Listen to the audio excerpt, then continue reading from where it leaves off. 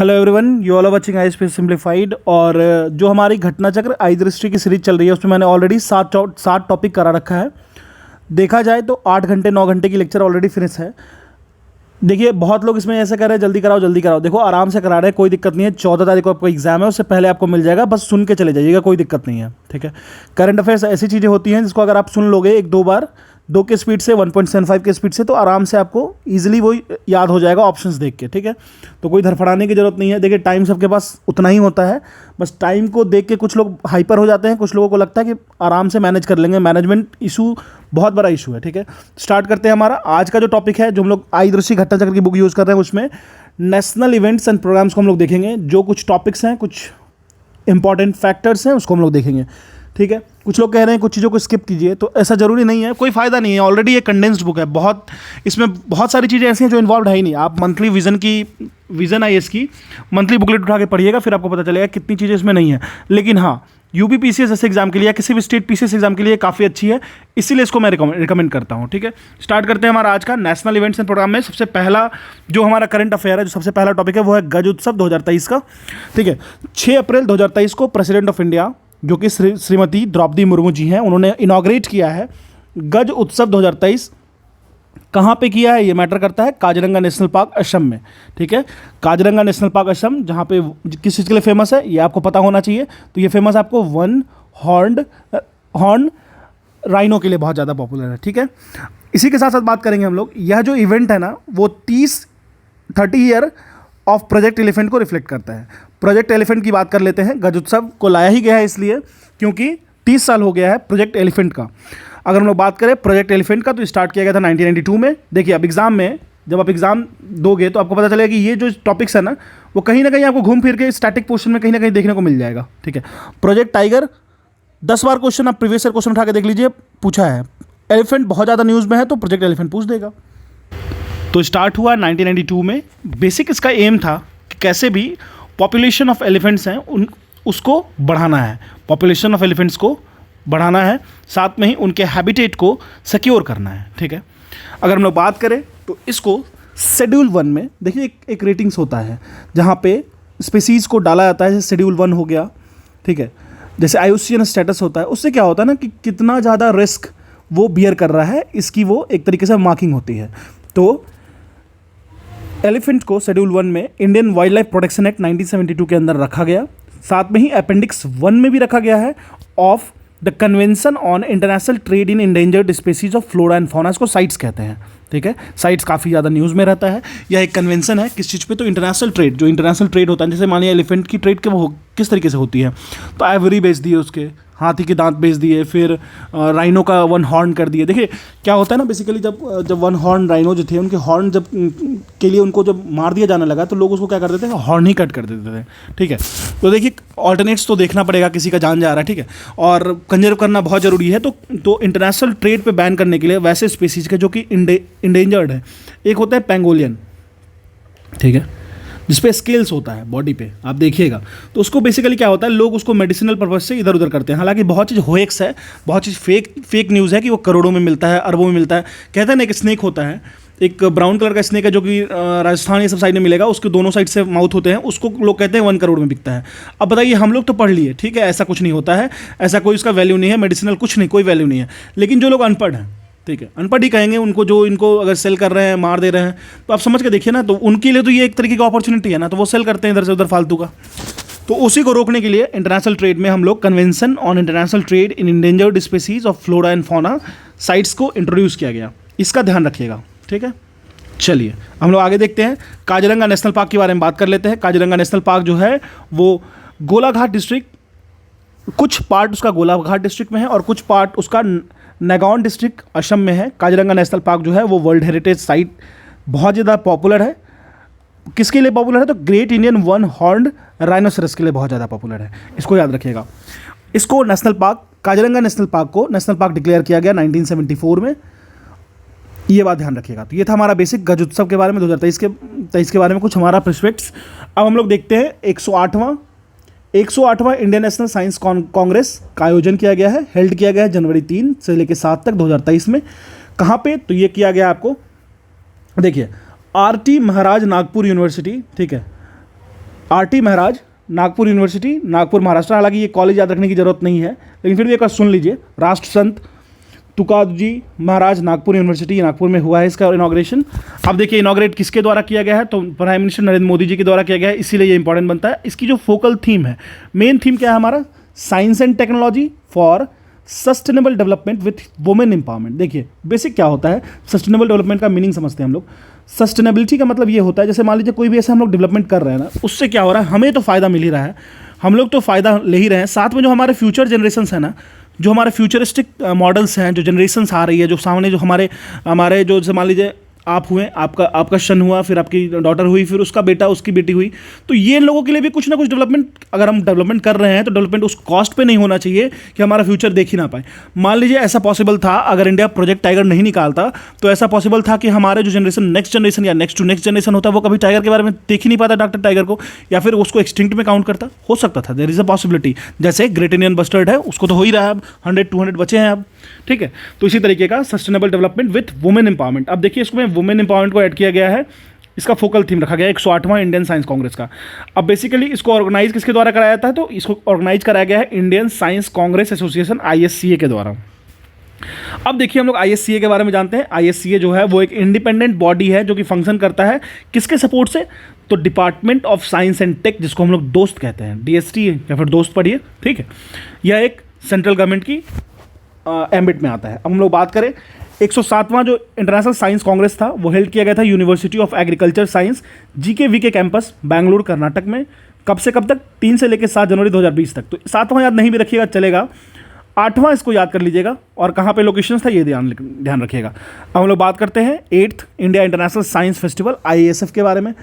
देखिए कुछ लोग हैं जिनको लग रहा होगा ये कुछ इंपॉर्टेंट नहीं है, ये नहीं है यार। देखिए ऑलरेडी ये बहुत ज़्यादा कंडेंस्ड फॉर्म में है, इससे ज़्यादा आप कम मत कीजिए। अगर UPPCS का एग्जाम देने जा रहे हो, देखो कंपटीशन काफ़ी कट थ्रोट रहता है, इसलिए आपको थोड़ा सा वाइज होना पड़ेगा, ठीक है। 200 पेजेस की बुक आप नहीं पढ़ पाओगे, घूमते फिरते 2 दिन में पढ़ लोगे, ठीक है। हमारे इंजीनियरिंग बैकग्राउंड में तो मैं सच बताता हूँ आपको, 500 पेजेस की बुक मैं 3-3 दिन में खत्म करता था, और मैं ही नहीं, बहुत सारे ऐसे लोग जो करते हैं तो उसका फ़ायदा भी होता है, ठीक है।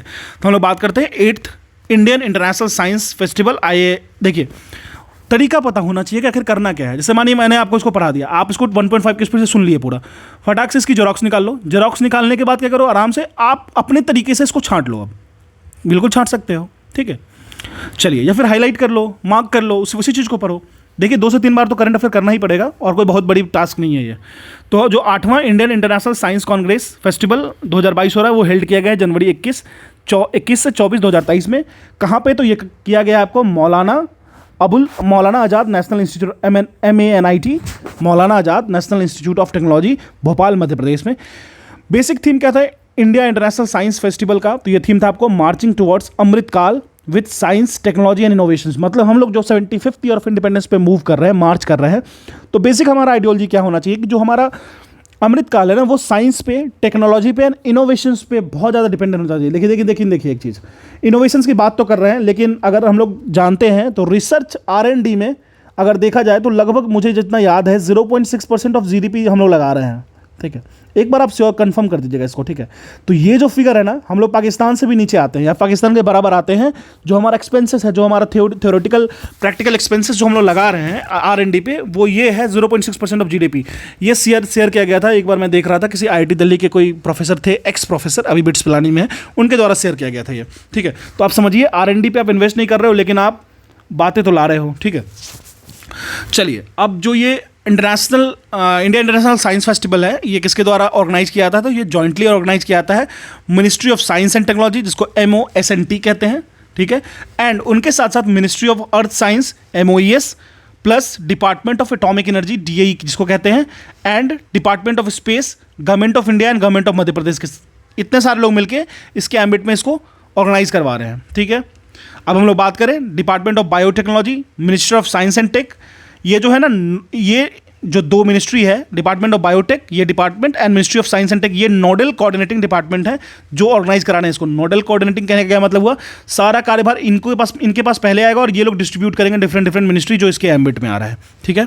चलिए, अब हम लोग शुरू करते हैं हमारा अगला करंट अफेयर क्या है, पहला G20 कल्चर वर्किंग ग्रुप, जिसको CWG कहते हैं, कल्चर वर्किंग ग्रुप मीटिंग कहाँ पे हुआ है, तो खजुराहो मध्य प्रदेश में। ये देखिए काफ़ी इंपॉर्टेंट है, इसको 5 स्टार कर सकते हो आप, ठीक है। चलिए, हेल्ड किया गया फरवरी 22 से लेकर 25 तक 2023 में। कहाँ पे? तो खजुराहो मध्य प्रदेश में। ऑर्गेनाइज किसके द्वारा किया गया? तो ये ऑर्गेनाइज किया गया आपको ministry of culture, government of India के द्वारा। थीम ऑफ, जो पहला आप समझ सकते हो कल्चर वर्किंग ग्रुप है, उसका थीम क्या था उस मीट का? तो protection and re institution of cultural properties. अभी आप देख रहे होगे इंडिया, दिल्ली में एक आईएएस अधिकारी हैं, उन्होंने क्या किया कि जो 15वीं शताब्दी की एक कुछ रिमेन्स रह गए थे मुगल्स के, उसको तोड़ के अपना ऑफिस बनवा लिया, ठीक है। तो अगर आप सोचिए एक आईएएस ऑफिसर जो ऑलरेडी ये सब चीज़ों को पढ़ते हैं, उनके पास इनकी अगर वैल्यू एडेड थिंग्स नहीं है, तो आप समझ सकते हो हमारा आप या फिर कोई कॉमन इंसान, हम लोग तो चलो फिर भी समझ रहे हैं इन चीज़ों को, बहुत सारे ऐसे लोग हैं जो इन चीज़ों को नहीं समझते, वो कैसे उसको बिहेव करेंगे। तो इस चीज़ के लिए कुछ ना कुछ आपको वो दिखाना पड़ेगा, हाईलाइट्स करना पड़ेगा, तो यही है, ठीक है। अगर हम लोग बात करें CWG कल्चरल वर्किंग ग्रुप की हाईलाइट्स की, तो देखिए पहले दिन में मीटिंग में पद्मश्री मिस्टर नेकराम, इनको याद रखिएगा, ये काफ़ी इंपॉर्टेंट है। पद्मश्री मिस्टर नेकराम जी, जिनको मिलेट मैन ऑफ इंडिया कहते हैं, याद रखिएगा पद्मश्री, ये नाम बहुत इंपॉर्टेंट है। जो पद्मश्री मिस्टर नेकराम जी, जिनको हम लोग मिलेट मैन के नाम से भी जानते हैं, इनको इन्वाइट किया गया किस चीज़ के लिए? तो वो सेलिब्रेट करेंगे इंटरनेशनल ईयर ऑफ मिलेट्स 2023, ठीक है। इस प्रेस्पेक्ट से ये काफ़ी इंपॉर्टेंट हो गया, यहाँ से आप एक फैक्ट निकाल के रख सकते हो। अब चलिए हम लोग बात करेंगे 14वें एडिशन का। किस चीज़ का 14वां एडिशन है? तो एरो इंडिया शो 2023 का इनॉग्रेट किया गया नरेंद्र मोदी जी के द्वारा, हेल्ड किया गया फरवरी 13 से लेकर 17 2023 में। कहाँ पे? तो एयरफोर्स स्टेशन है यलहंका, बेंगलुरु, कर्नाटक में। ऑर्गेनाइज किया गया, बिल्कुल इसमें तो कुछ सोचने वाली बात ही नहीं है, मिनिस्ट्री ऑफ डिफेंस के द्वारा ऑर्गेनाइज किया गया। इसका थीम क्या थी? तो the runway to a billion opportunities. The Aero India show is held every 2 year, हर एक तरीके से बाइनियल शो है, हर 2 साल पे इसको ऑर्गेनाइज किया जाता है। इसका मेन ऑब्जेक्टिव क्या होता है? देखिए, ये जो मेन ऑब्जेक्टिव होता है, ये प्रमोट करता है, बेसिक प्रमोशन किस चीज़ का? तो एक्सपोर्ट का। कीवर्ड्स को पकड़िएगा, exports of indigenous air platforms. Indigenous मतलब मेक इन इंडिया के एम्बिट में जितने आएंगे, ठीक है, मेक इन इंडिया के एम्बिट में जितने आएंगे, कौन से? तो उनको एक्सपोर्ट करने की बात होगी। Indigenous air platform like light combat aircraft, जिसको LCA कहते हैं, जैसे तेजस हो गया, फिर HTT-40, फिर Dornier light utility helicopter, light utility helicopter LUH भी कहते हैं, ठीक है। जिसी तरीके से light combat helicopter LCH and advanced light helicopter ALH। देखिए, लाइट कहने का क्या मतलब हो रहा है ना, लाइट कहने का ये मतलब हो रहा है जो वो एक तरीके से वर्कलोड को लेके उड़ेंगे, उसकी बात हो रही है। जैसे मान लीजिए कोई एक हेलीकॉप्टर हम लोगों ने बनाया है, तो क्या उसको घूमने के लिए तो नहीं बनाया ना, उसको बनाया है, मान लीजिए हमारा किसी कोई एक लोकेशन है XYZ, वहाँ पे कोई एनिमी टेरिटरी फॉल कर रहा है या एनिमी वहाँ पे इन्फिल्ट्रेट कर लिया है, तो हम लोग क्या कर सकते हैं? जैसे मान लीजिए कि राजस्थान का एक शहर है, वहाँ से हमें कुछ यहाँ पर से कुछ डिफेंस की मटेरियल जैसे होते हैं, बम, गोले बारूद, या फिर कुछ मेट्रिक टन्स या कुछ टन्स के हमें कुछ जो एक तरीके से बॉम्ब हो गए, उसको यहाँ पे ड्रॉप करने हैं, तो उसके लिए हम लोग लाइट कॉम्बैट को यूज़ करेंगे, हेवी को यूज़ करने की जरूरत नहीं है। और लाइट वाला जब यूज़ करेंगे तो वो इजीली मूव भी कर सकता है, इवन हिडन टेरेंस में भी, तो इसको यूज़ करते हैं। तो ये हमारा 14वां एडिशन एरो इंडिया 2023 का मेन थीम हो गया। अब हम लोग बात करते हैं सेकेंड इंटरनेशनल कॉन्फ्रेंस, जो कि यूज़ किया गया, use of technology and elections integrity. देखिए, इलेक्शंस के केस में टेक्नोलॉजी को कैसे यूज़ करेंगे, इसकी बात चल रही है, ठीक है। अब हम लोग इतना ज़्यादा बढ़ गए हैं। देखिए, पहले तो ईवीएम पे बहुत ज़्यादा सवाल उठ रहा था, और अभी भी उठ रहा है, ठीक है। तो बैलेट वोटिंग की बात चल रही थी, फिर से ईवीएम हैक किया आता है, ईवीएम ये किया था, वो किया आता है। लेकिन हम लोग कैसे एक बहुत सारे टेक्नोलॉजी को यूज़ करेंगे इलेक्शंस इंटीग्रिटी के लिए। इंटीग्रिटी देखिए, एक तरीके से ये होगा, इलेक्शंस हम लोग करवाएं भी टेक्नोलॉजी को यूज़ करके, लेकिन वो फ्री एंड फेयर हो, ठीक है। तो जनवरी 23 से लेकर 24 2023 में इलेक्शंस कमीशन ऑफ इंडिया, जो ECI है, आप बताइएगा मुझे इलेक्शन कमीशन ऑफ इंडिया की आर्टिकल हमारे कॉन्स्टिट्यूशन में क्या मेंशन्ड है। उन्होंने होस्ट किया सेकेंड इंटरनेशनल कॉन्फ्रेंस का थीम क्या था? Use of technology and elections integrity. कहाँ पे ऑर्गेनाइज किया गया? तो न्यू दिल्ली में ऑर्गेनाइज किया गया, ठीक है। ECI की बात करें तो ये लीड कर रहा है एक तरीके से कोहोर्ट ऑन इलेक्शंस इंटीग्रिटी, जो कि स्टैब्लिश किया गया है as a follow up summit for democracy के एम्बिट में, ठीक है, जिसको वर्चुअली हेल्ड किया गया दिसंबर 2021 में। सबसे पहले इंटरनेशनल कॉन्फ्रेंस की हम लोग बात करें तो ये ऑर्गेनाइज किया गया था 31 अक्टूबर से लेकर 1 नवंबर 2022 को नई दिल्ली में ही, ठीक है। और उस वक्त उसकी टॉपिक क्या थी? तो role, framework and capacity of election management bodies. अब हम लोग बात करें तो जो समिट हुआ था डेमोक्रेसी का, वो एक इनिशिएटिव है, किसके द्वारा चलाया गया था? US प्रेसिडेंट एंड इसको होस्ट किया गया था दिसंबर 2021 में। प्राइम मिनिस्टर ऑफ इंडिया ने भी इस पर बहुत सारा वो किया है, लीडर्स प्लेनरी सेशंस लिए हैं। कब? तो दिसंबर 9 2021 में दूसरा समिट जो डेमोक्रेसी जो हेल्ड हुआ है 29 से 30 मार्च 2023 में, ये सेकंड समिट ही था। और को होस्ट किया गया है गवर्नमेंट्स ऑफ कोस्टारिका के गवर्नमेंट ने पार्ट लिया, साथ साथ में republic of Korea, Netherlands, Zambia and USA. तो ये हमारा एक इंपॉर्टेंट पोर्शन हो गया, second international conference on the use of technology and election integrity, ECI। ठीक है, अब चलते हैं हम लोग सेकंड इंडियन राइस कांग्रेस की बात कर लेते हैं। सेकंड इंडियन राइस कांग्रेस, देखिए इसको जानने से पहले मैं आपको बता देता हूँ। एक है आपको नेशनल राइस रिसर्च इंस्टीट्यूट। ठीक है, क्या है आपको? नेशनल राइस रिसर्च इंस्टीट्यूट, जो कि है कटक, ओडिशा में। कटक आपको पता होगा, हमारे जो सुभाष चंद्र बोस हैं उनका बर्थ प्लेस है। साथ में ही महानदी रिवर, ठीक है, हीराकुंड डैम, ठीक है, राइस इंस्टीट्यूट तो यहाँ पे है ही। कटक में एक स्टेडियम भी है, बहुत पॉपुलर स्टेडियम है, उस स्टेडियम का नाम है बिरसा मुंडा स्टेडियम। एक बार आप मुझे कंफर्म कीजिएगा, ठीक है। तो बेसिकली प्रेसिडेंट ऑफ इंडिया ने इनॉग्रेट किया है सेकंड इंडियन राइस कांग्रेस को, जो कि हेल्ड किया गया फरवरी 11 से लेकर 14 2023 में। कहाँ पे? तो आपको पता है, national rice research institute NRRI Cuttack, Odisha में ऑर्गेनाइज किया गया। ये एसोसिएशन था, राइस रिसर्च के जो वर्कर्स होते हैं उनके द्वारा ये ऑर्गेनाइज किया गया। इसका बेसिक थीम क्या था? थीम था आपको transforming rice research, recent scientific development and global food crisis. तो हमारा जो ग्लोबल फूड क्राइसिस है उसको कैसे टैकल करेंगे हम लोग, और साथ साथ में राइस के रिसर्च में कैसे ट्रांसफॉर्मेशन लाना है, टिपिकल ट्रेडिशनल जो रिसर्च प्रोसेस चल रहा है उसको हटके। ठीक है, अब हम लोग बात करते हैं नेशनल राइस रिसर्च इंस्टीट्यूट के बारे में। नेशनल राइस रिसर्च इंस्टीट्यूट के बारे में, जो कि कटक में है। तो देखिए, सेंट्रल राइस रिसर्च इंस्टीट्यूट जिसको CRRI कहते हैं, वो स्टेब्लिश किया गया था अप्रैल 23, 1946 को। कहाँ पे किया गया था? तो ये किया गया था आपको धरपुर, कटक, ओडिशा में। ठीक है, इसी के साथ साथ 1966 में एडमिनिस्ट्रेटिव कंट्रोल इस इंस्टीट्यूट का ट्रांसफ़र किया गया था Indian council of agriculture research को, जिसको ICAR कहते हैं। इंस्टीट्यूट को रिनेम किया गया as a ICAR national rice research institute, जिसको NRRI भी कहते हैं, 2015 में। क्लियर हो गया? अब हम लोग पढ़ते हैं अटल सारथी, इसी में आएगा आपको अटल टिंकरिंग लैब्स। ठीक है, अब हम लोग अटल सारथी के बारे में जानते हैं। मार्च 14, 2023 को अटल इनोवेशन मिशन एम एक मिशन लाया गया। ठीक है, अटल इनोवेशन मिशन किसके द्वारा लॉन्च किया गया? लॉन्च किया गया आपको national institute for transforming India और नीति आयोग के द्वारा। बेसिकली जो अटल सारथी है एक तरीके का कॉम्प्रिहेंसिव सेल्फ मॉनिटरिंग फ्रेमवर्क है, जो स्ट्रेंथन करेगा, एक इकोसिस्टम बनाएगा। किस चीज़ के लिए? तो अटल टिंकरिंग लैब्स के लिए। किस चीज़ के लिए? रिसर्च के लिए। किस चीज़ के लिए? तो किस तरीके से हम लोग रिसर्च एंड डेवलपमेंट पे काम करेंगे उसके लिए। जैसा नेम बताता है, सारथी जो होता है वो एक चैरिटर होता है, जो कि हेल्प करता है किसी भी चीज़ में आपको आगे बढ़ने के लिए। तो बेसिकली यह जो इनिशिएटिव है इसके चार पिलर्स हैं, जो इंश्योर करते हैं performance enhancement of Atal through regular process improvement. जैसे कि एक सेल्फ रिपोर्टिंग डैशबोर्ड बनाया जाएगा, जिसको कहा जाएगा माई अटल डैशबोर्ड। फिर कंप्लायंस SOP बनाया जाएगा स्कूल्स के लिए, जो इंश्योर करेगा financial and non financial compliances को स्कूल लेवल पे।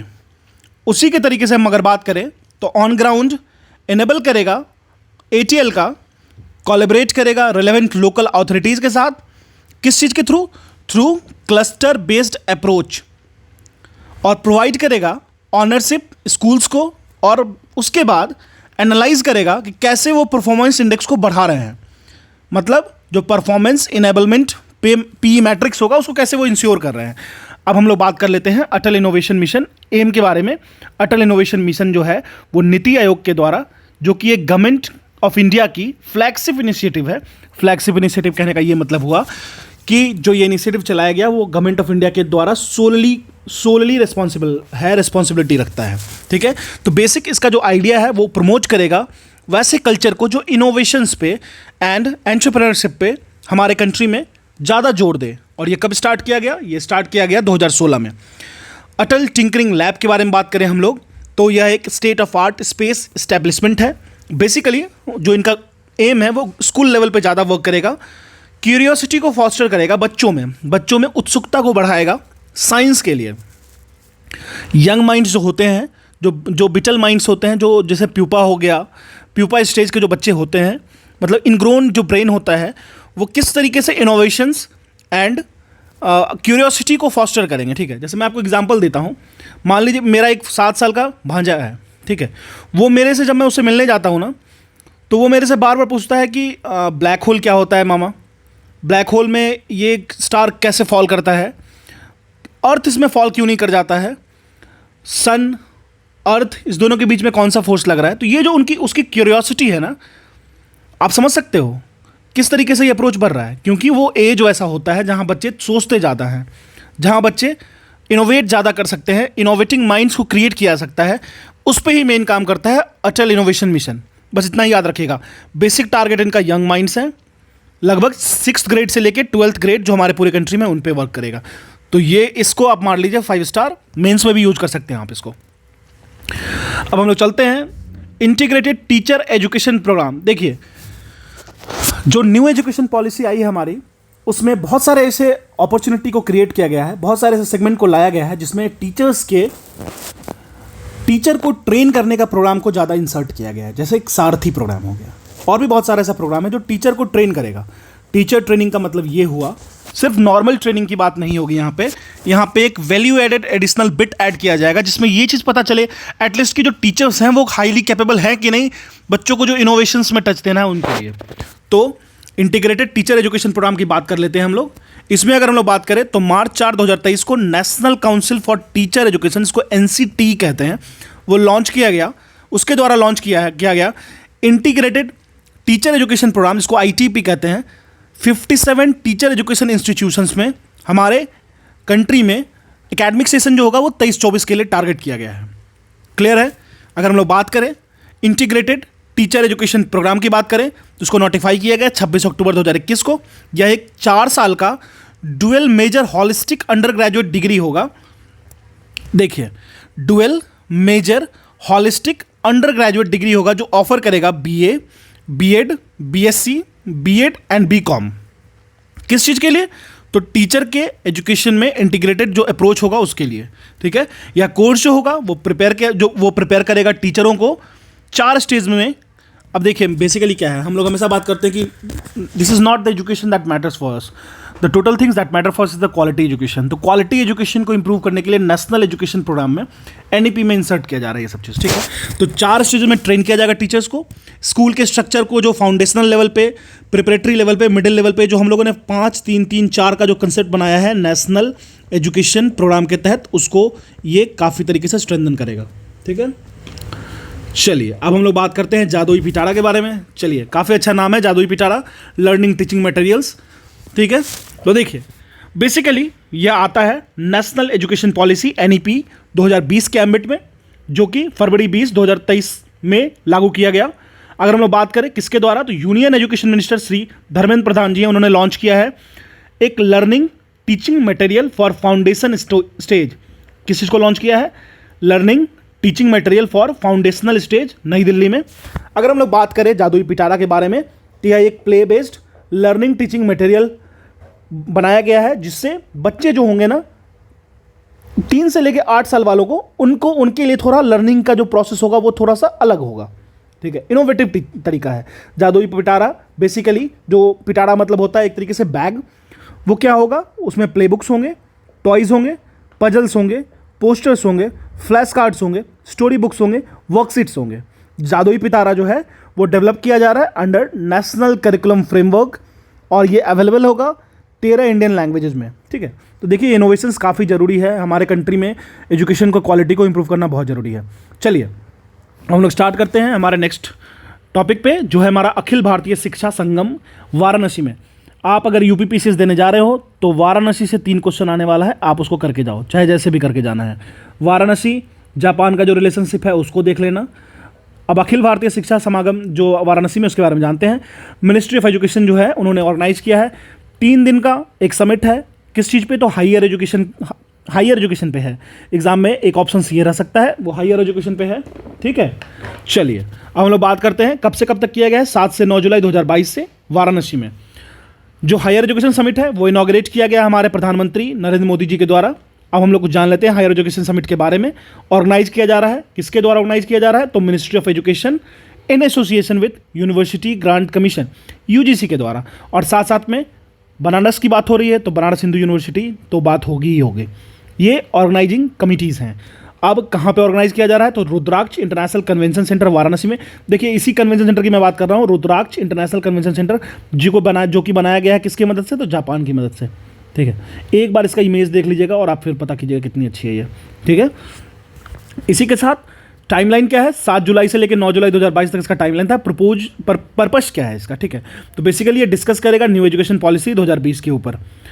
एक होता है तमिल संगमम, ठीक है, इसको समझते हैं। देखिए आप रांझना मूवी देखे होगे ना, तो आपको लगा होगा ना कि हम, जिसमें वो कहता है धनुष कि हमारे दादाजी तमिलनाडु के गांव से उठ के बनारस आते हैं। तो एक रिलेशन है साउथ इंडिया तमिलनाडु का वाराणसी के घाट से, बहुत बड़ा रिलेशन है। तो एक आज़ादी का अमृत महोत्सव के तहत जो स्पिरिट है हमारा, कौन सा स्पिरिट हम लोग जो एक लेके चलते हैं, एक भारत श्रेष्ठ भारत का प्राइम मिनिस्टर ने इनॉग्रेट किया है एक मंथ लॉन्ग काशी तमिल संगमम। कहाँ पे, तो वाराणसी में, उत्तर प्रदेश में, नवंबर 2022 में। इतना ध्यान रखिए, काफ़ी है। अब देखिए 5 स्टेट्स में इलेक्शन हुआ था लेजिस्लेटिव असेंबली का, उसको थोड़ा समझ लेते हैं, कहीं से क्वेश्चन कुछ फ्रेम आउट हो जाए। मार्च 10, 2022 को इलेक्शन कमीशन ने डिक्लेयर किया रिजल्ट असेंबली इलेक्शन का 5 स्टेट्स का। कौन कौन से स्टेट्स थे, तो थे Uttar Pradesh, Uttarakhand, Punjab, Goa and Manipur. Election schedule जो था वो अनाउंस किया गया इलेक्शन कमीशन ऑफ इंडिया के द्वारा। कब किया गया, देखिए एग्जाम में ये भी पूछ सकता है डेट ऑफ इलेक्शन शेड्यूल, तो 8 जनवरी 2022।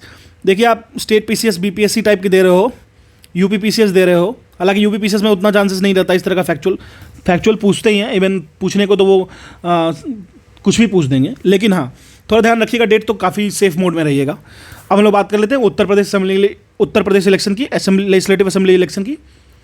तो यूपी के स्टूडेंट हैं तो यूपी तो जानिएगा ही। 18वां लेजिस्लेटिव असेंबली इलेक्शन हुआ था उत्तर प्रदेश का, जो कि हेल्ड किया गया 7 फेजेस में, फरवरी से लेके मार्च 7 तक 2022 तक ये चला था। उत्तर प्रदेश में 80 पार्लियामेंट्री कॉन्स्टिट्यूंसी हैं एंड 403 लेजिस्लेटिव असेंबली कॉन्स्टिट्यूंसी हैं, इसमें तो कोई डाउट होगा नहीं आपको। ठीक है, लेजिस्लेटिव असेंबली की बात कर ले तो रिजर्व सीट्स, अगर शेड्यूल कास्ट के लिए रिजर्व सीट्स की बात करें तो टोटल 84 है, एंड एसटी की बात करें तो 2 सीटें रिजर्व है। ठीक है, अब हम लोग आगे बात करते हैं भारतीय जनता पार्टी जो है वो, और अपने अलायंस के साथ 273 सीट्स पे विजयी हुई थी, जो कि total 43.1% of total vote counts इनको मिला था, जिसमें से 255 सीटें जो हैं वो सिर्फ और सिर्फ बीजेपी के द्वारा लाया गया था। ये डाटा याद कर लीजिएगा, एग्जाम में पूछ सकता है। जैसे legislative assembly reserve seats SC का 84, एसटी का 2, बीजेपी 273 सीटें लेके आई टोटल अपने कोalition के साथ मिल करके, और 255 जो था वो एकमात्र बीजेपी खुद से लेके आई थी। कुछ और फैक्ट समझ लेते हैं। 2022 इलेक्शन में टोटल वोटर टर्नआउट की बात कर ले उत्तर प्रदेश में तो वो 60.8% था। ठीक है, जो कि थोड़ा सा कम था, 61.1% था 2017 में। अमरोहा डिस्ट्रिक्ट जो है उसकी वोटिंग परसेंटेज वुमेन की वो हाईएस्ट थी एज कंपेयर टू मेन। तो यहाँ पे voting of women is greater than voting of main in Amroha district of, ठीक है ना। अगर हम लोग बात करें मेजर मिनिस्ट्री किसको किसको अलॉट हुआ है, ठीक है, ये समझ लेते हैं। उत्तर प्रदेश में योगी आदित्यनाथ जी चीफ मिनिस्टर थे, और साथ साथ में होम मिनिस्टर भी। ब्रजेश पाठक जी को DYCM deputy CM health ministry भी मिला है। केशव प्रसाद मौर्य जी को DYCM rural development department, Surya Pratap Shahi ji को एग्रीकल्चर डिपार्टमेंट, सुरेश कुमार खन्ना जी को फिनांस मिनिस्ट्री, स्वतंत्रता देव सिंह को वाटर रिसोर्स, बेबी रानी मौर्य को women and child development ministry, Jaiveer Singh को tourism and culture, Nandgopal Gupta ji को इंडस्ट्रियल डेवलपमेंट, अनिल राजभार जी को लेबर मिनिस्ट्री। ठीक है, थोड़ा सा ध्यान दे लीजिएगा, यूपीपीसीएस के कैंडिडेट हैं हम। अब हम लोग बात करते हैं पंजाब इलेक्शन के बारे में थोड़ा सा। 16वां assembly of the Punjab legislative assembly total 117 सीटों पे हुआ था इलेक्शंस, जो कि हेल्ड किया गया था 20 फरवरी 2022 को। आम आदमी पार्टी अपने केजरीवाल जी की जीती थी 92 सीटों पे, total 117 member state assembly member seats पे। याद रखिएगा, इन्होंने बहुत तगड़ा परफॉर्मेंस किया है वहाँ पे, और as a single largest party वहाँ पे डिक्लेयर की गई आपकी। इसी वजह से यहाँ पे जो इनका इलेक्शन जीत हुआ ना, एज ए नेशनल पार्टी भी ये सामने आई है। इंडिया में भी टोटल 6 नेशनल पार्टी हैं। ठीक है, टोटल 8 थी, 3 को रिड्यूस किया गया, 3 रिड्यूस किया गया बना 5, एक आम आदमी पार्टी ऐड हुआ तो हो गया टोटल 6। क्लियर है, तो आपने सिक्योर किया 42.01% ऑफ टोटल वोट कास्ट, जो कि 18% ज़्यादा था 2017 इलेक्शन से। आम आदमी पार्टी पंजाब के जो कन्वीनर हैं एनएमपी भगवत मान जी हैं, उन्होंने स्वर्न इन किया एज ए चीफ मिनिस्टर 16 मार्च 2022 को। इसकी कोई ज़रूरत नहीं है। अब हम लोग उत्तराखंड इलेक्शन की बात कर लेते हैं थोड़ा सा। लेजिस्लेटिव असेंबली इलेक्शन में उत्तराखंड में जो कि 5th असेंबली इलेक्शन था वो हेल्ड हुआ 14 फरवरी 2022 को। उत्तराखंड में टोटल 70 असेंबली सीट्स थी। 2022 में भारतीय जनता पार्टी 47 सीटें जीतती हैं, जो कि मेजॉरिटी मार्क्स से ज़्यादा हैं, तो उनकी सरकार बनी वहाँ पे। इसी से बात कर लें, उत्तराखंड में वोटिंग परसेंटेज थी टोटल 65.4%, जो कि थोड़ा सा कम है 0.2% से 2017 में 65.6% था। पुष्कर सिंह धामी जी मार्च 23 2022 को एज ए CM ओथ को वो किए Uttarakhand chief minister as a form में, ठीक है। उत्तराखंड में रिजर्व सीट्स अगर हम SC की बात कर ले तो 13 है, NST की 2 है, याद रखिएगा, ये इंपॉर्टेंट है। ये क्वेश्चंस आपको स्टैटिक पोर्शन में देखने को मिल जाएगा। अच्छा, एक बात मैं आपको बताना चाहता हूँ, अगर आपकी साइंस पोर्शन थोड़ा सा अगर आपको लग रहा है डाउटफुल है, तो आप मेरे प्लेलिस्ट पड़ी हुई है घटना चक्र की, general science, physics and chemistry की, आप उसको देख सकते हो। मेरा कंप्लीट बैकग्राउंड साइंस है, I have done masters in power system engineering, तो आप उसकी पूरी यूज कर सकते हो। फिजिक्स तो आप जरूर देखो, आपको बहुत ज़्यादा फायदा मिलेगा, ठीक है। चलिए अब गोवा इलेक्शन की बात कर लेते हैं हम लोग, ठीक है। तो गोवा की केस में देख लेते हैं, लेजिस्लेटिव असेंबली इलेक्शंस जो 8वां असेंबली इलेक्शंस था हेल्ड का, वो गोवा का, जो कि हेल्ड किया गया 14 फरवरी 2022 को। टोटल वोटर टर्नआउट जो देखा जाए स्टेट में 79.61% था, जो कि बहुत ही अच्छा है। लास्ट 2017 में 81.3% था, जो कि उससे भी अच्छा था। गोवा लेजिस्लेटिव असेंबली में टोटल 40 कॉन्स्टिट्यूएंसीज हैं, जिसमें से एक है रिजर्व शेड्यूल कास्ट के लिए। भारतीय जनता पार्टी BJP फिर से यहाँ पर सिंगल लार्जेस्ट पार्टी की तरह इमर्ज हुई हैं, जिसके पास लगभग 33.31% वोट थी। गोवा में लगभग 20 असेंबली सीटों पे इन्होंने जीता। 21 रिक्वायर्ड था क्लियर मेजॉरिटी करने के लिए, बाद में इन्होंने गवर्नमेंट फॉर्म किया। अब हम लोग बात करते हैं महाकाल लोक प्रोजेक्ट के बारे में। Recently prime minister Shri Narendra Modi ji ने डेडिकेट किया है फेज 1 ऑफ महाकाल लोक प्रोजेक्ट टू द नेशन। कहाँ पे? तो श्री महाकाल लोक जो उज्जैन में है, वहाँ पे, मध्य प्रदेश में। अब महाकाल लोक प्रोजेक्ट के बारे में, फेज 1 के बारे में थोड़ा समझ लेते हैं हम लोग। तो बेसिकली इनॉग्रेट किया गया अक्टूबर 11 2022 को। इनॉग्रेट किसके द्वारा? प्राइम मिनिस्टर नरेंद्र मोदी जी के द्वारा। इनॉग्रेटेड श्री महाकाल लोक कॉरिडोर इन श्री महाकालेश्वर टेम्पल जो उज्जैन में है, मध्य प्रदेश में, वहाँ पे। हाईलाइट देख लेते हैं इसके बारे में। तो प्रोजेक्ट जो है वो बेसिकली एम करता है, डीकंजेशन करेगा इंटायर एरिया का, तो बहुत सारा कंजेस्टेड जो प्लॉट्स होगा ना उसको थोड़ा सा फैलाएगा और कंजेस्ट करेगा, और साथ साथ में कॉरिडोर्स को थोड़ा सा विस्तार करेगा, ठीक है। जो अगर हम लोग एग्जिस्टिंग फुटफॉल की बात कर ले टेम्पल का, तो टेम्पल का जो कैचमेंट एरिया एक तरीके से समझ लीजिए, वो लगभग 1.5 करोड़ पर एनम है अभी, जो कि एक्सपेक्टेड है कि वो डबल हो जाएगा। क्लियर है? फुटफॉल कहने का मतलब हुआ कि लगभग 1.5 करोड़ लोग पर साल वहाँ पे आते हैं, और अब जो एक्सपेक्टेड है जैसे कॉरिडोर बन जाएगा तो और भी ज़्यादा लोग वहाँ विजिट करने लगेंगे। महाकाल जो पाथ है जो लगभग 108 स्तंभ से बना हुआ है, पिलर से बना हुआ है, जो कि डिपिक्ट करता है आनंद तांडव स्वरूप, जो कि डांस फॉर्म होता है लॉर्ड शिवा का, उसके बारे में। तो ये एक इंपॉर्टेंट करंट अफेयर है। अब हम लोग बात करेंगे 12वें एडिशन के डिफेंस एक्सपो के बारे में, 12th edition of defence expo.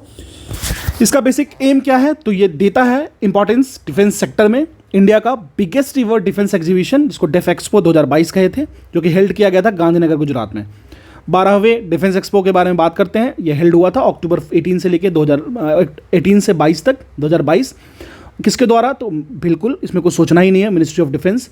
Biennial event है, साल में 2 बार होता है, ठीक है। ISFR साल में 2 बार होता है, ठीक है। चलिए, और थीम देखें तो थीम इसका था पाथ टू प्राइड, ये याद रख सकते हैं आप। 11th डिफेंस एक्सपो जो था वो फरवरी 2020 में हेल्ड किया गया था। कहाँ पे? लखनऊ, उत्तर प्रदेश में। की हाइलाइट्स क्या था? देखिए, बेसिकली पहली बार इस इवेंट को ऑर्गेनाइज किया गया था 4 वेन्यू फॉर्मेट में, ठीक है। यही इसका हाईलाइट था। और अगर हम लोग बात करें तो ये पहला ऐसा एडिशन था जो कि टोटल इंडियन कंपनीज़ के लिए था, ठीक है। तो आप समझ रहे हैं कितना इंपॉर्टेंट है। तो यहाँ पे बेसिकली मेक इन इंडिया पे एफर्ट डाला जा रहा है, और कुछ नहीं है। सबसे पहली बार इन्वेस्ट फॉर डिफेंस, ये एक तरीके का जो मिनिस्ट्री ऑफ डिफेंस ने टारगेट किया है कि अब हम लोग कैसे भी जो डिफेंस सेक्टर में इन्वेस्टमेंट पे प्रॉपर प्रमोशन करेंगे, इन्वेस्टमेंट इस पे लगाएंगे, कैसे भी यहाँ से हमें अब इंडिजीनियसली चीज़ों को डेवलप करना है। दूसरा एडिशन का बात कर ले, इंडिया अफ्रीका डिफेंस डायलॉग का IADD, वो हेल्ड किया गया था इसी के साइडलाइन में, डिफेंस एक्सपो 2022 के साइडलाइन में, वो भी गांधीनगर गुजरात में ही, अक्टूबर 18 2022 को। इंडियन ओशन रीजन प्लस, इसको IOR प्लस कहते हैं, यह एक कॉन्क्लेव था जो कि उसी एम्बिट में इसको परफॉर्म किया गया अक्टूबर 19 2022 को, ठीक है। चलिए, अब हम लोग देखते हैं इंडिया का पहला डार्क स्काई रिजर्व। देखिए, ये क्वेश्चन बहुत इंपॉर्टेंट है, ये एग्जाम में आने वाला है आपके, फिर मत कहना कि बताया नहीं था, ठीक है। 2022 के एंड में इंडिया को पहला डार्क स्काई रिजर्व मिला, जो कि है हैनले, लद्दाख में।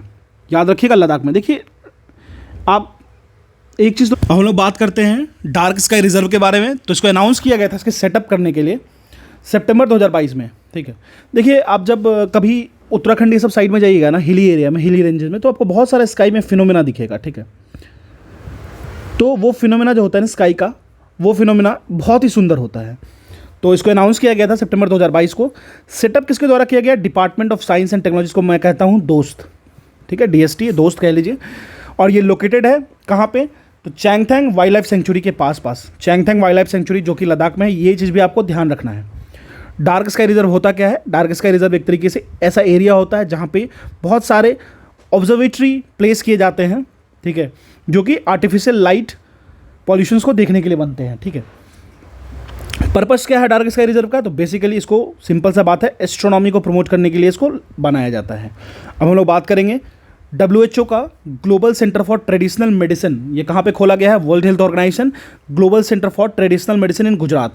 अप्रैल 2022 को प्राइम मिनिस्टर नरेंद्र मोदी जी ने एक फाउंडेशन स्टोन रखा, World Health organisation WHO global centre for traditional medicine. देखिए बायस होने की बात नहीं है, ठीक है, मुझे भी बहुत सारी पॉलिसीज़ अच्छी लगती है इस गवर्नमेंट की, लेकिन बहुत ऐसी चीज़ें हैं जो कि थोड़ा बायसनेस झलकता है इनका। अगर आप देखें तो सूरत को या फिर गुजरात की अगर हम बात करें तो आप खुद, अगर आपको लगता है मैं कुछ अजीब सा बोल रहा हूँ, तो आप एक काम करना, जो जितने भी स्टेट को जो एलोकेशंस है ना, वो एक बार खोल के देखिएगा गुजरात का एलोकेशंस। और मैं अपने कंट्री की सबसे बेकार स्टेट की उठाती हूँ, बेकार इन द सेंस कि थोड़ा पॉवर्टी में इरेडिकेटेड बहुत ज़्यादा है, जैसे मान लीजिए यूपी हो गया, बिहार हो गया, फिर ऐसे ही बहुत सारे स्टेट को उठा के देखिएगा, इनके एलोकेशंस और इसके एलोकेशंस को देखिएगा, आपको फ़र्क साफ दिखेगा, ठीक है। और ये फ़र्क बहुत ज़्यादा डिफरेंस क्रिएट होता है। सूरत की बात कर ले, सूरत में अभी देखा है तो बिहार और यूपी से लगभग कम से कम 5 से 7 लाख जो लेबर्स हैं वो काम करते हैं। इनका एजेंडा क्या है? अगर मान लीजिए हम लोग, अगर ये लोग यूपी बिहार में अगर चीज़ें देने लगे तो ये लोग सूरत नहीं जाएंगे ना। तो बहुत सारा एजेंट होता है, बहुत सारा एजेंडा होता है जिसको कहा नहीं जाता लेकिन समझा जाता है, ठीक है। तो आप एक चीज़ याद रखिएगा, global centre for traditional medicine जो है गुजरात में खुला है। चलिए अभी देखिए, इसका जो फाउंडेशन स्टोन है वो लेट किया गया प्राइम मिनिस्टर नरेंद्र मोदी जी के द्वारा अप्रैल 19, 2022 को। कोलैबोरेट किसके साथ किया गया? The World Health organisation WHO के द्वारा। इस्टेब्लिश कहाँ किया गया? जामनगर, गुजरात में। अब इसका सेंटर का नाम क्या है? Institute for teaching and research in Ayurveda, ITRA। Centre जो है वो बेसिकली पॉलिसी सेट करेगा, स्टैंडर्ड्स को सेट करेगा ट्रेडिशनल मेडिसिन पे काम करने के लिए, ट्रेडिशनल मेडिसिनल प्रोडक्ट्स के पे काम करने के लिए, जो कि कंट्री को हेल्प करेगा एक safe high quality health system को बनाने में। चलिए आज का हमारा लास्ट, अभी का हमारा लास्ट PM किसान सम्मान सम्मेलन, PM प्रधानमंत्री किसान सम्मान सम्मेलन 2022। अगर देखें तो इंडिया जो है ना वो second largest fertiliser consuming country बना है, जो सबसे ज़्यादा कंज्यूम करता है फर्टिलाइजर, जो कि और वर्ल्ड का लार्जेस्ट इंपोर्टर है फर्टिलाइजर मटेरियल का। याद रखिएगा, सेकेंड लार्जेस्ट फर्टिलाइजर कंज्यूमर है और वर्ल्ड का लार्जेस्ट इंपोर्ट करता है, मंगवाता है, जिसके बैकड्रॉप में PM किसान सम्मान सम्मेलन को रखा गया 2022 को। और ये अनाउंस किया गया था न्यू दिल्ली में। PM किसान सम्मान सम्मेलन 2022 के बारे में जान लेते हैं। इनॉग्रेट किया गया 17 अक्टूबर 2022 को। डेट याद रखने की जरूरत नहीं है। किसके द्वारा? PM मोदी जी के द्वारा। की रिफॉर्म्स किया गया था, तो बेसिकली PM भारतीय जन उर्वरक परियोजना के तहत one nation one fertiliser scheme को लॉन्च किया गया है इसके अंदर, ठीक है। इस स्कीम के तहत, अब देखिए ये आपको याद रखना है, one nation one fertiliser scheme. इस स्कीम के तहत भारत यूरिया बैग्स को लॉन्च किया गया। किसको? तो भारत यूरिया बैग को, जो कि हेल्प करेगा बहुत सारे कंपनीज को मार्केट फर्टिलाइजर्स को बनाने में, एक ब्रांड नेम के अंदर, जो जिस ब्रांड का नेम होगा भारत, ठीक है। अब ये जो सिंगल ब्रांड नेम होगा यूरिया का, कौन सा यूरिया होगा? डाई अमोनियम फॉस्फेट, इसको डैप कहते हैं। म्यूरेट ऑफ पोटास, MOP कहते हैं। यह जो होगा Bharat urea, Bharat DAP, Bharat MOP and Bharat NPK, ठीक है। इस नेम के तहत बनेगा, इस नेम के एम्बिट में बनेगा, ठीक है। जितने भी फर्टिलाइजर कंपनीज होगी इस नाम के अंदर बनाएगी। पता नहीं इससे क्या फ़ायदा क्या होगा, हो सकता है मेक इन इंडिया पे काम करना होगा, क्योंकि देखिए बेसिकली हम लोग बहुत इंपोर्ट कर रहे हैं ना, वर्ल्ड का सबसे ज़्यादा इंपोर्ट कर रहे हैं और सेकंड लार्जेस्ट इंपोर्ट कर रहे हैं और सबसे ज़्यादा कंज्यूम भी हम लोग करते हैं, तो हो सकता है इसमें फिर हम लोग मेक इन इंडिया पे काम करेंगे। तो ये था हमारा आज का। इसके बाद हम लोग साइंस एंड टेक वाले पोर्शन को देखने वाले हैं। अगर आप नए हो, ठीक है ना, अगर आपको मेरा कंटेंट अच्छा लगता है तो आप इसको चैनल को सब्सक्राइब करो, चैनल शेयर करो अपने दोस्तों के साथ। 1000 सब्सक्राइबर कर दो, मैं सारी डाल दूंगा, ठीक है। Thank you.